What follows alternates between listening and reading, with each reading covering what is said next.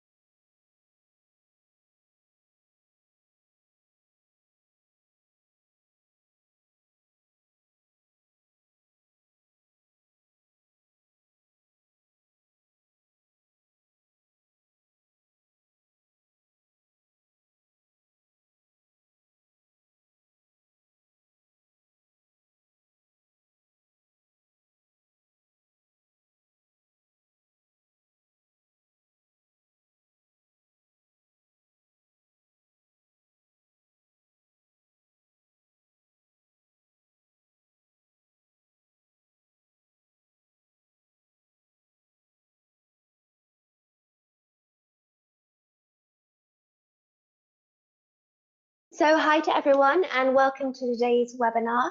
I think we can start now as quite a lot of people have joined.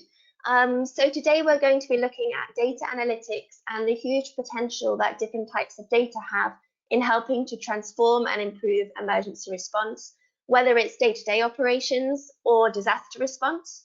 So we have two different presentations today. The first is from Apollo Geralimbos, who will be presenting on the use of data in the operations of the London Fire Brigade, where he is head of data analytics. The second presentation will be from Francisco Nobre, Anthony Giles, and Mike King from ESRI, who will present on the use of data analytics in disaster response. So before we begin, just a few notes for the participants. So all participants are muted, but we really encourage you to ask any questions that you may have to our presenters. And you can do this either by typing in the question box your question, and we'll read them out once the speaker has finished presenting, or you can click on the hand button to raise your hand, and then we can give you the floor to ask your questions after the presentation is finished. So this webinar will also be recorded, so you'll be able to find the video and the materials on the EENA website afterwards, just in case you want to look back on anything. So without further ado, I'd like to give the floor to Apollo from London Fire Brigade for his presentation. Thank you very much, Rose. Thanks everyone for joining. My name is Apollo Charlenbos. I'm the Head of Data Analytics, London Fire Brigade, and also work with the National Fire Chiefs Council as well. So today, essentially, I'd like to start off just by giving some strategic overview and some context into the operation of the fire and rescue services in the UK, and then zoom in a little bit, talk about who we are, what my team do, who we work with and collaborate with, go into the juicy part of the presentation, offer up some case studies and examples of our work, and then sort of summarize with some final thoughts about our journey so far. So to begin, any modern fire and rescue service should be operating in three main sort of strands: the prevention, work, educating the public and so on, protection in terms of building safety and regulatory fire safety, and of course response, which when things go wrong, that we have to actually turn out to premises, help people extinguish fires and so on. Currently in the UK, there's a lot of external influencing factors on the service. We've been inspected by Her Majesty's Inspectorate of the Constabulary and Fire and Rescue Services, HMIC FRS. Obviously, following the Grenfell Tower tragedy, there's an inquiry ongoing, and outcomes and recommendations from that inquiry influencing the way we operate. Government review into building safety, the establishment of various boards and committees to oversee that. Obviously, finance and budgets, Brexit or the EU departure, and more recently, COVID-19 response, all of these influencing the way in which fire and rescue services are having to change and adapt. With regards to London, this is the area that we serve. It's about 1,500 square kilometers, 33 different local authorities, around 9 million people, 4 million homes, 1 million businesses, and so on. So we serve this area with 102 fire stations, about 142 fire engines distributed across London. On top of that, special appliances like rescue appliances, aerial ladders, and so on. And the LFB is made up of around 5,000 staff, operational staff, and around 800 office staff. We attend around 100,000 incidents a year, give or take. And obviously, we don't do medical in the way that some other large metropolitan fire services do, like New York Fire Department. So our focus is very much on sort of the fire and rescue response. My team is a interdisciplinary team. We cover essentially the full spectrum of data sets that the London Fire Brigade have. We are, I like to say, data literate people with data related skills. I haven't necessarily labeled people as, you know, analysts or developers or business intelligence, pure data scientists, because we do work very closely together, and the overlap of skills, as I will talk about later in the presentation, is really important. We work with essentially all of our stakeholders, internal departments especially, such as our fire investigation colleagues who we do a lot of work with, the community safety teams, range of operational tactics, looking at, you know, deployments of new equipment perhaps, some of the more specialist groups like the Special Operations Group, looking at sort of counter-terrorist response and other types of response, especially in the recent years, hazmat responses around sort of chemical attacks. From a performance perspective, but also sort of day-to-day analytics, we work very closely with all of our borough commanders. I mentioned there were 33 local authorities.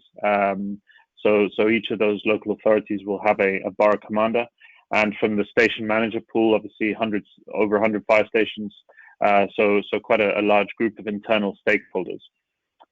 Looking outwards, we work very closely with our communications and our press team, helping them with their press releases and so on. But also, of course, all the public information, open data, and any freedom of information requests that come in through our information access team, who we also work closely with. And last but not least, of course, the control center, 999 Control in the UK, and the mobilizing infrastructure that goes around that. Externally, the list is even greater in a sense. We work with academia, we work with local and central government, we work with other fire services, other emergency services, such as, the ambulance service, the police, lifeboats. We work very closely with the National Fire Chiefs Council. As I said, me personally, I have a dual role, but also London as a whole works closely with the NFCC. And also various private sector organizations and organizations that look after elements of either data or analytics that we're involved in or work with. Going back to the team, as I mentioned, quite an interdisciplinary team. We work with a wide range, essentially, of tools and technologies. We use, CADCorp and QGIS and various other platforms for mapping. We work with the Microsoft stack quite closely, so sort of SQL Server, Power BI, Excel, of course, and more recently, as I'll discuss in a bit, some proof of concept projects that we've been working on, sort of the data science world, using more open source platforms and languages. So I'll move on to some case studies now. I'll talk through briefly, what we were trying to achieve and how we did that, and then as I go through the case studies, hopefully you'll build up a picture of how data analytics is really helping the London Fire Brigade on a day-to-day basis. So first off, some of the in-house systems that have been developed and that are used in the London Fire Brigade. As I mentioned at the beginning, prevention is really important. We do over 80,000 visits to individual private residences every year. And these are targeted using a social demographic targeting methodology. And essentially, we need to deliver tools to the fire stations to help them target those premises. So in the pictured scenario, fire stations are able to look at a local area, overlay demographics at a postcode level, see where fires are happening, and target essentially their interventions and their visits. So this is a tool that they can overlay any data set essentially that we can offer them in a geospatial sense. They're able to view it at a very local level. So really useful for them. Some of the information we publish internally, we also serve up externally. So anyone in the public sphere is able to access the information that we hold at quite a local level, albeit not with all the detail, but whatever we are able to release.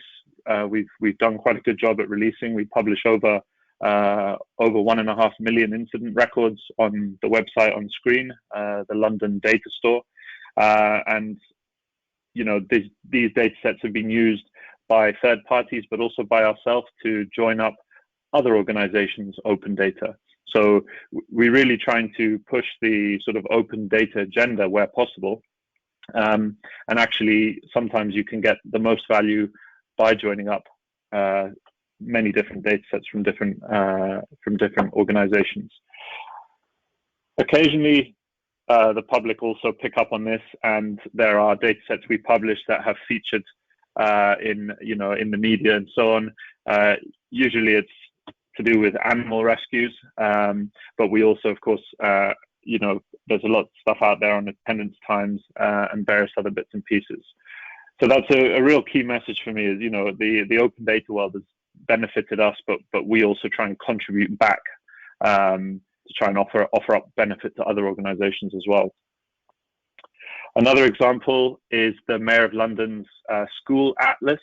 So the catchment area, the location of the school, obviously type of school and so on, but also the area where pupils that attend that school live is also open data in London. So we used to target schools in high-risk areas, but now we've moved to a model where we target schools where the pupils that attend the school live in a high-risk area potentially. So from this open data, we can maybe improve the way we're targeting, because at certain level, you've improved the service to an extent, then it becomes about making marginal gains. So how can you further improve? So it's that mindset essentially of constant improvement. Now again, going back to internally, a lot of the information we offer up to fire stations has been developed in collaboration with the people that work on the fire stations. So very much having the end user as a key kind of key input when developing these types of tools and reports.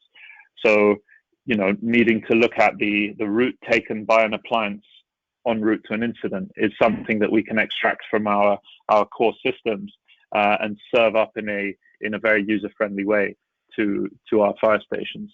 And essentially all the reports, the ones I haven't shown, which often are more about station performance, and the ones I have shown, which are more for insight or exploratory analysis, always kind of developing them with the end user really involved and as a sort of core participant in that process.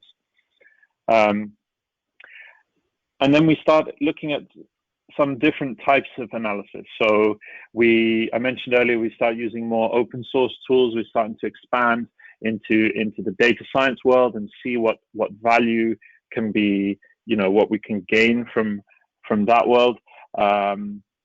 One example that was really quite interesting to work on was working with natural language processing.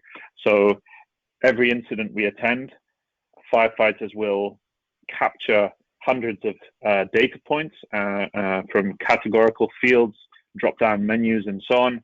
And that information is then enriched by machine-generated data, which comes from our mobilizing system, information about the time, the location, etc. And then in some situations, especially when the incident has been quite serious, that is further enriched by free text reports. Now, historically, these free text reports sat on the system, and if someone needed to understand more about one incident, they could read that report. But we had never really analyzed that information as a collective corpus or pool of knowledge. So by using natural language processing, obviously incidents like cigarette-related fires were very well captured in the categorical fields, but some incidents that had a unique profile, like fires in commercial kitchens, where they may have spread through to the roof of the property because of bad maintenance, is something that was not really recorded anywhere categorically. We relied on the free text to get that. So by using some NLP models, topic modeling, and so on, we were able to categorize incidents and really identify incidents that mentioned words that the algorithms associated with some common thread. In this case, you can see the words on screen there on the left, things like oven, fryer, ducting, oil, and so on, and really build up a profile of what that type of incident looks like. And then, of course, go back and tag the incidents. Then you can start looking at, well, where do they occur? Is there a specific areas that we might want to target for, safety messaging around cleaning commercial kitchens, for example, because often these incidents can be quite devastating, especially if compartmentation issues occur. Fires can spread through buildings where people potentially might be sleeping and so on. So this was a really interesting project. Another example is collaboration we've done with academia.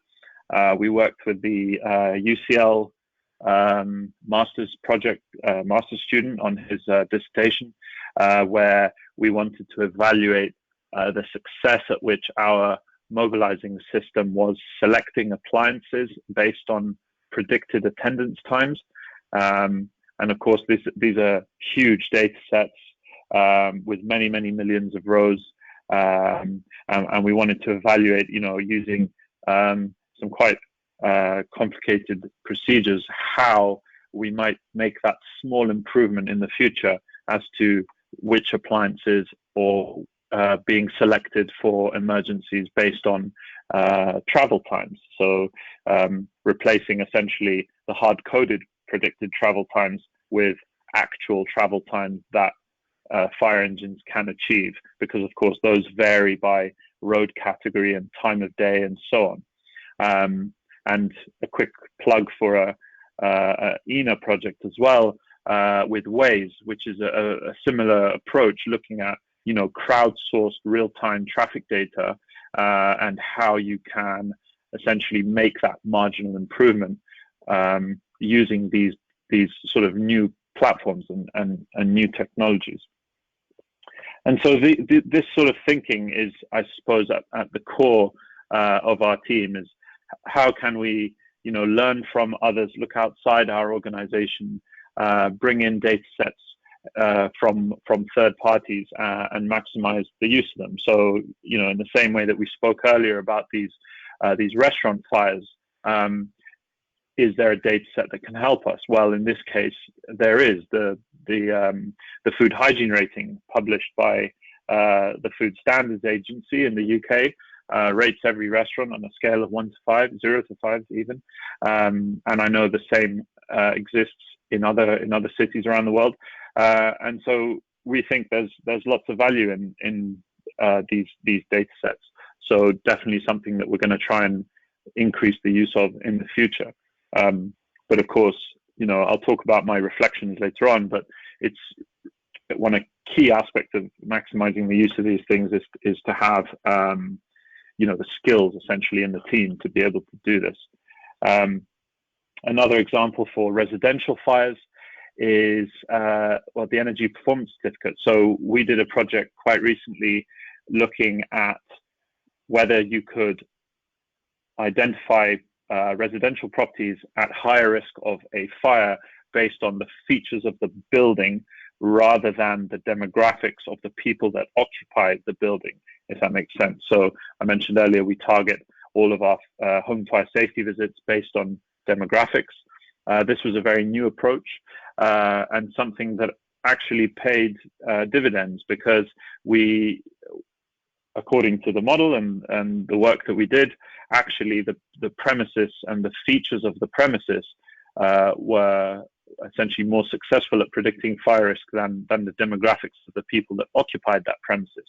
And that's quite a step change in the way we were thinking, because in this scenario, the features of the building would influence human behavior, and that human behavior would determine the risk of fire. Whereas before we approached it by thinking that, it just starts with human behavior. Whereas data sets like the energy performance certificate showed us that maybe there's another layer that we hadn't considered. And these projects are written up, and there's blog posts and so on that we can share later. But it really, again, it goes back to having granular data for individual properties that you can match, and then you need to worry about your skills and the actual data science work. So the data quality obviously is a key consideration.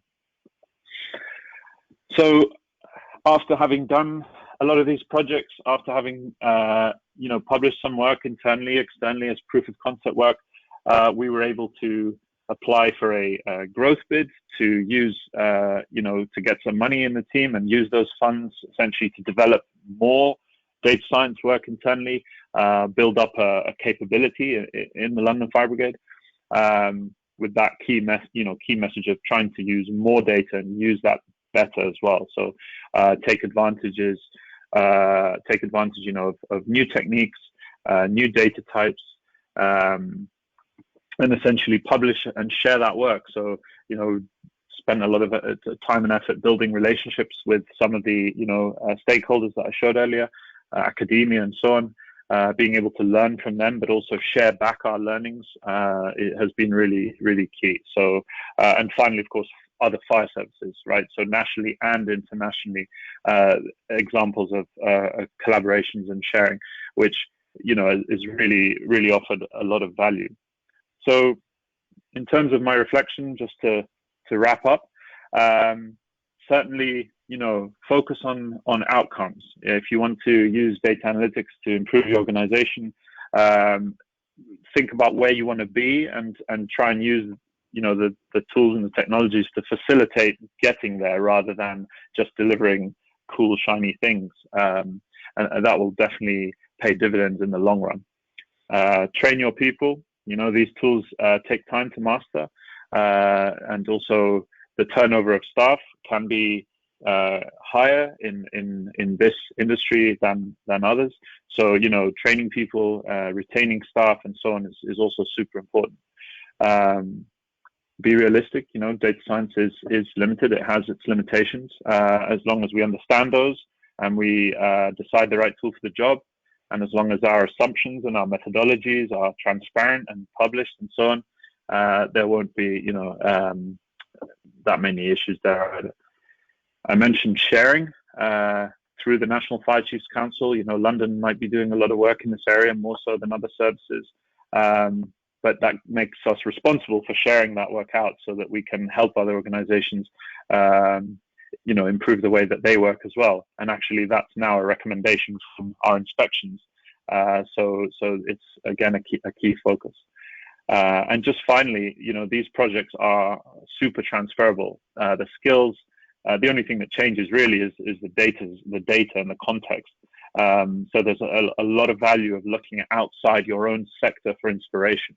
And we've through the projects that we've worked on, we've realized that, in the private sector, in academia and so on, a lot of people find emergency service data really interesting and are very happy to work with it. But also there's similarities in other industries like, logistics and transport and so on, where the fire service or any emergency service can also learn a lot from there as well. So I really hope that's been helpful. A bit of a whistle-stop tour. I think I'm bang on time, so I'll hand back to Rose. And if you have any questions, as she said, please ask or drop them in the comments.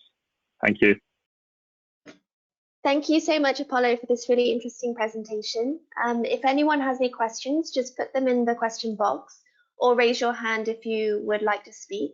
I see that we have one hand raised from Hanu, so I'm going to unmute you so you can ask your question.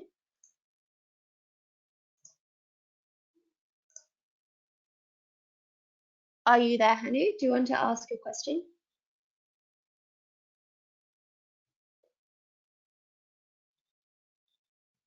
Okay, so maybe you need to unmute yourself if you would like to speak. But we can come back to you later. If you do want to ask a question, you can just write in the question box and we'll come back to you. So we don't have any questions as yet, so I suggest that we move on to, we do, from Irache, we have a question. It's just a comment. So Irache says that she's looking forward to having Apollo's input in the new EENA Ops and Tech doc about data analytics. So that's very nice. Yes, I don't know if there's any more questions, and if not, we have one from Gaurav. So I'll unmute you. You can now speak. Yeah. Hi, Apollo. Thank you so much for the very interesting presentation. I just wanted to go back to some of the examples you gave. So, based on the work that you and your team have done, could you give any examples as to how you have been able to either, for example, further the interagency response? So, for example, the fire with the police or the fire with the emergency medical services, or, for example, be able to reduce the number of resources that you need for either incidents or or cross-border incidents or anything of that sort. That would help to know. Thank you. Okay, thanks for the question. Yeah, I mean, we definitely collaborate. I would say more with the ambulance service in terms of my team's work, not the fire service as a whole, because of the nature of the incidents we attend. There's been trials of medical co-responding in the UK, where the fire service and the ambulance service respond at the same time to incidents.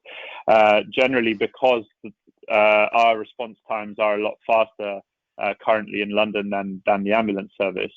So a lot of the challenges we faced in those projects were essentially system integration challenges, like our systems talking to their systems, sort of thing. So in a sense, that's more of a, let's say, an IT challenge than an analytics challenge.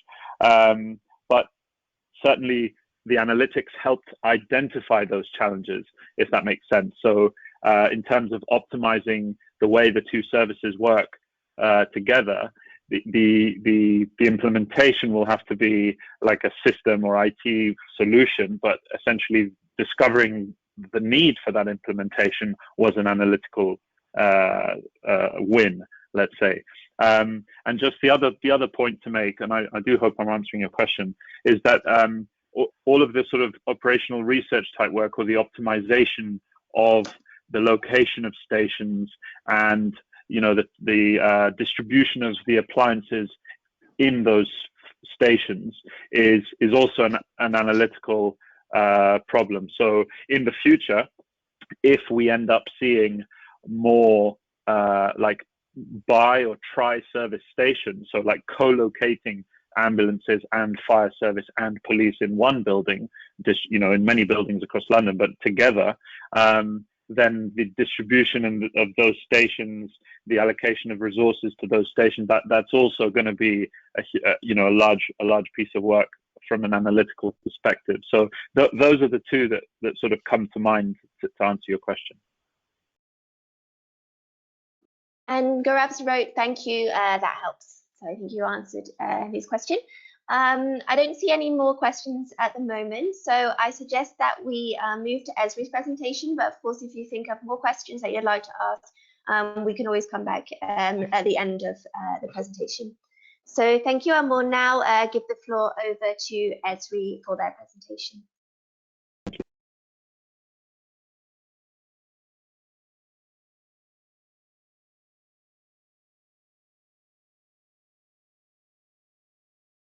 Hi, good afternoon. Can you see my screen? Yes, perfectly. Okay. So my name is Francisco. I work as the European National Government Public Safety Business Development Executive in ESRI. I have with me my colleague Anthony Giles, Public Safety Solution Engineer, and Mike King, Director for Emergency Communications and Fraud Solutions. What we're going to talk a little bit is data and analytics and a program that we developed in ESRI to support emergency situations.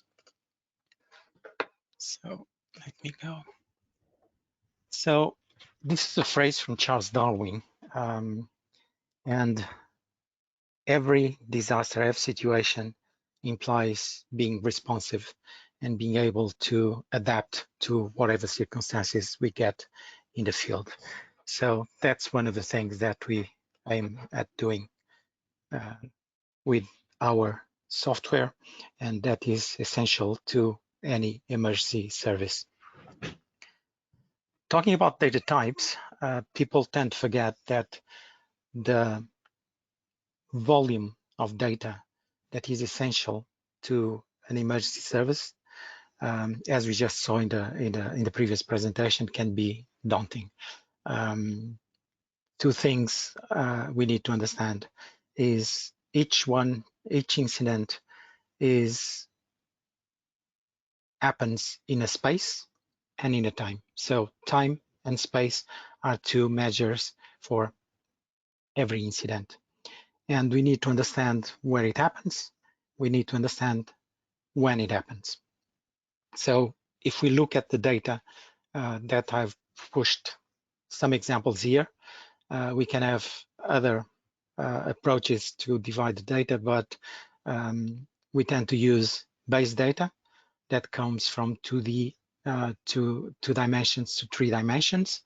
We have thematic data coming from other companies, entities that are in the space that we need to work with. Emergency services related data, so information that is essential for the emergency services to do their job, and data related specifically for each incident. So that can be information about the teams that we have in response to a specific incident, tactical information, and dispatch proposals, route calculation. So there is quite a large level of information that we need to deal with, and a geographical information system working on an emergency system needs to be able to deal with all this data. And we need to analyze that data. And the analysis of that data implies that we need to be able to have a situational analysis, to be able to understand what happened, where happened, when happened, which teams we need to deploy to a specific incident, where those teams are, how long they will take to get to the specific space of the incident, and if we need to join other entities. So as we were just discussing, in an emergency, we may need firefighters, we may need law enforcement, police, we may need ambulances and medical rescue services. So this implies that all of that needs to be visualized in real time or near real time. So real-time spatial analysis is another point that needs to be joined to the conversation. The other, and coming in recent days with all the events of devices that can gather information throughout the space where we are, in the UK, cameras, other sensors, temperature sensors, all of that provides a huge amount of data that can help us understand and alert us for specific incidents. So big data spatial analysis is another component that needs to be understood. And more in major cities, big cities, medium-sized cities, you need to understand indoor location. You need to understand in a major building where the incident is, the disposition inside the incident. So we need to map the space where we are in not only 2D, but 3D, because those buildings tend to expand in 3 dimensions, above the ground and below the ground.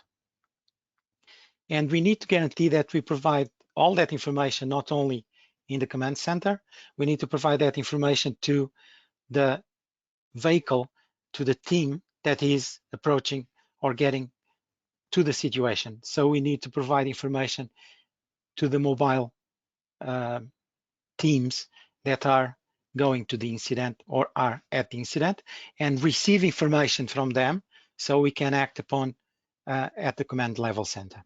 So this just give you an idea that not only data is essential for, and the type of data is essential for any analysis, as the analysis in itself is essential to provide a view of what's happening and how we should react to a specific event. So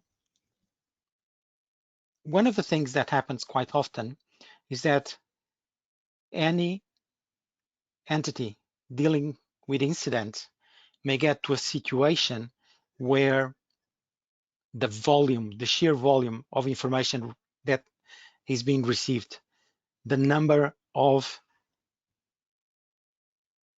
incidents happening at the same time is higher than what are the capabilities of the entity. So we at ESRI developed a program called, like it said, Esri Disaster Response Program, where we provide data, software, and our own people to support, to augment the capacities of a specific entity. You probably don't know, but Esri was founded to help solve some of the world's most difficult problems. And our ethos says that whenever a major disaster strikes, we, as fellow humans in the society, are here to help and support. So, as I said, the Disaster Response Program is our program to help you whenever your capability is exceeded. And if we look at examples like the current COVID-19 SARS-CoV-2 medical emergency that is becoming an economic emergency, most entities were not capable of answering all the overall situation. So they needed new tools, they needed new data to be able to cope with the situation. So this program, I need to tell you, is completely free for our customers, for non-customers, to anyone, from universities to disaster response entities. When should you use, or when should I use it? Whenever there is an emergency that needs an immediate response. It's not designed to handle complete systems or multi-day projects. So it's something that helps you develop and create a solution in, at the most, 2-3 hours, half a day. So you can immediately start to get support, get information that helps you better respond to whatever emergency you are working with. So it's really suited to jumpstart something and move forward quickly. And the main thinking is just configure what you have and don't develop a lot of custom workflows. Very simple workflows. You are able to access additional software in a strategic way and submit whatever tech support case you need to help you respond to the emergency at hand. So just to give you an idea, on top of anything that we can provide on the disaster response, we tend to create specific packages to support specific incidents. So for this COVID-19 situation, we provided a couple of pieces of software that help very fast develop an approach to an answer to a couple of questions regarding the incident in itself.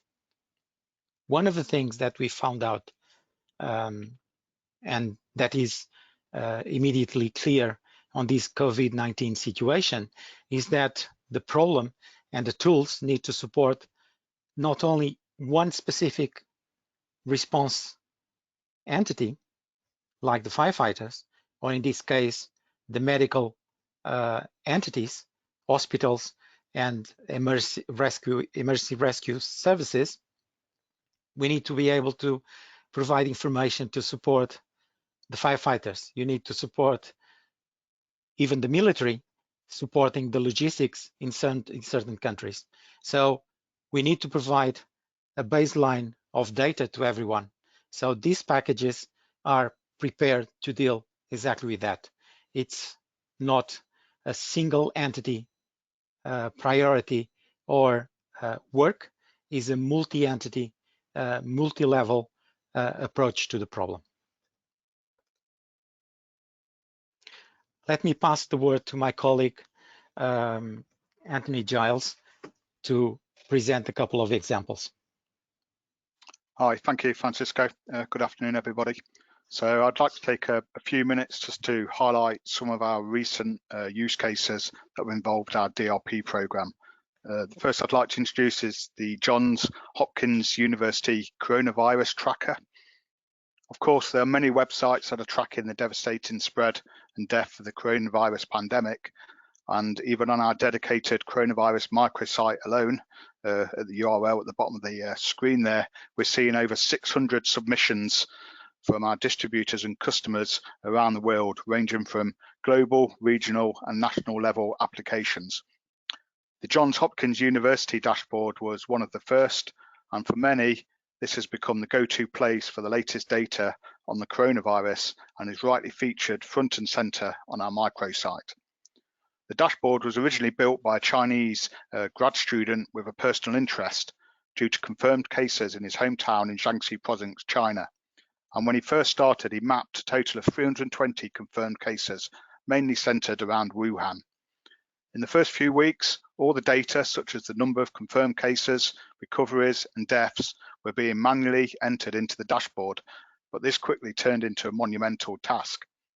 Now, after working with our DRP team, nearly all the data is entered automatically, coming from dozens of sources, including the US CDC, the World Health Organization, the European Centre for Disease Prevention and Control, and the National Health Commission of the People's Republic of China, as well as US state health departments and many media aggregating websites. The application is now getting more than 1 billion hits a day, which certainly put a strain on the cloud architecture the dashboard is running on. Our team in Redlands, California, worked constantly to improve the reliability and scalability at all times, including when the system was under high load or when we experienced isolated performance issues. As new scale levels were reached, the team actively and proactively increased the capacity to meet the demand. Next slide, please, Francisco.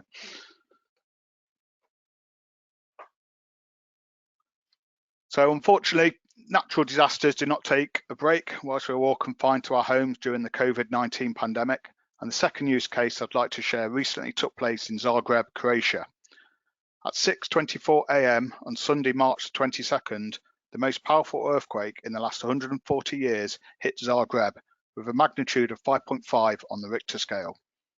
It was soon followed by a second 5.3 magnitude earthquake at approx 7:30 a.m.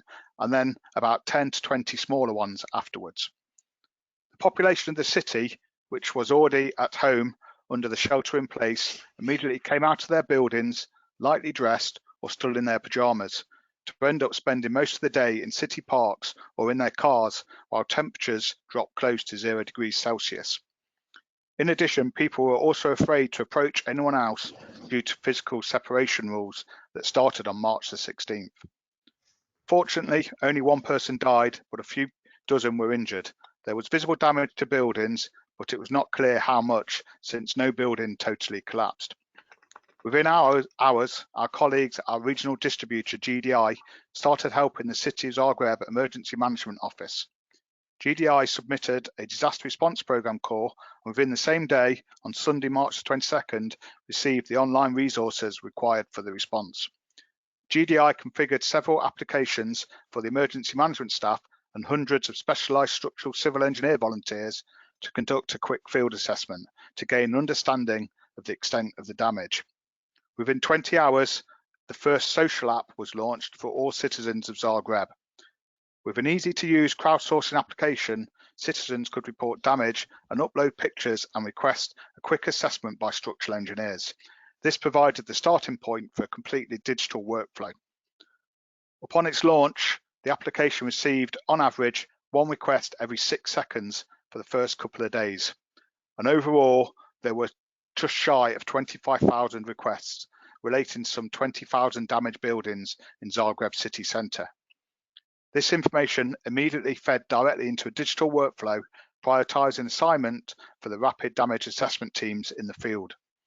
In the command centre, a dashboard was stood up that provided an overview, allowing the leadership to focus on the recovery and damage assessment efforts. Additionally, access to the assessed damage buildings data was provided via online viewers to several city departments, police, firefighters, and utility companies such as gas and telco. The online platform performed flawlessly through the effort, and the Emergency Management Office staff and the volunteers were pleased with the ease of deployment, scalability, and configuration capabilities that were provided.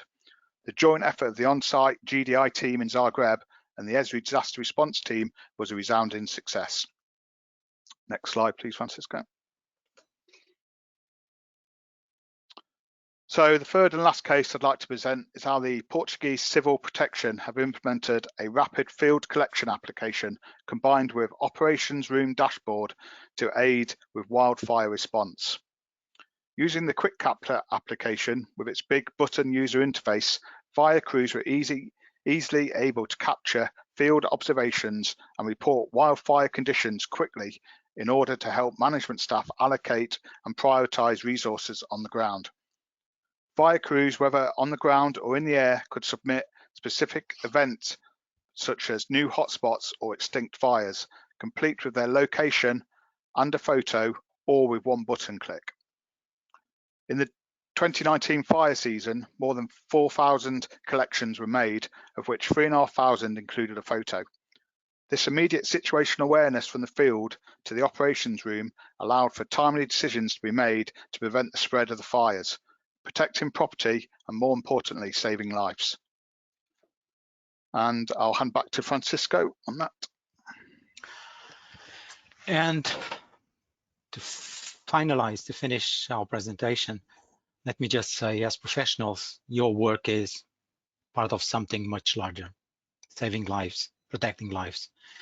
And we are here with you, influencing, creating our future, our common future. So to realize a sustainable future requires more than technology. Intelligence, action, governance, thinking, values, ethics, and most of all, hard work. So thank you, everyone. And we are open to questions. Thank you so much for this really interesting presentation. If anyone has any questions that you'd like to ask, as usual, you can write them in the question box or raise your hand. So if you'd like to ask anything, please do so now. While we're waiting for some questions, I can also let everyone know that there will be, in the next months, a new EENA document on data analytics, which Arache mentioned earlier. So Arache is working on this along with Carlos Rosa, who are members of the EENA Tech and Ops Committee. So you can look out for that for some more information on this topic. I don't see any questions at the moment. We'll give you a couple more minutes to see if you'd like to ask anything. But in the meantime, I'll also let you know that on Thursday, we have another webinar regarding the response to COVID-19 in South Korea. This is on the 14th of May, which is Thursday at 10 a.m. CEST. And as one of the questions in the chat is, it will be recorded. So it will be on the EENA website. As it doesn't seem that we have any more questions, so I'd just like to then thank you so much to Francisco, Anthony, Mike, and Apollo for your really inspiring presentations, for sharing your knowledge with us.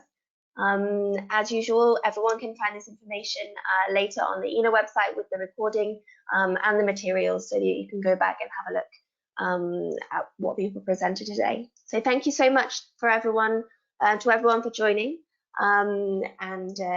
Yes, see you hopefully all on Thursday for the next webinar. Thank you very much. Thank you. Thanks, everyone. Keep safe. Cheers. Keep safe. Yes.